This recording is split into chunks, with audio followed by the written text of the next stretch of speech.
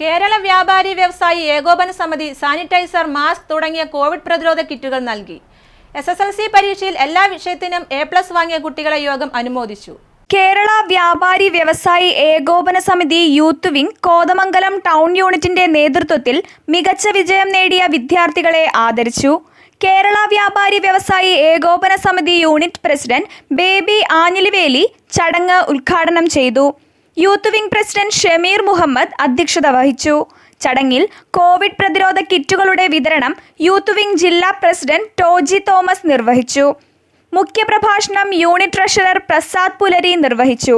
ശ്രീനാഥ് മംഗലത്ത്, ഷാഹുൽ മുണ്ടക്കൽ, സുനി സൈനുദ്ദീൻ, മൈദീൻ ഇഞ്ചക്കുടി, അരിയൂർ ശശീന്ദ്രൻ, മോൾസി ഷാലി, ഗിരിജ അനീഷ് കുമാർ, ലിബിൻ മാത്യു തുടങ്ങിയവർ സംസാരിച്ചു.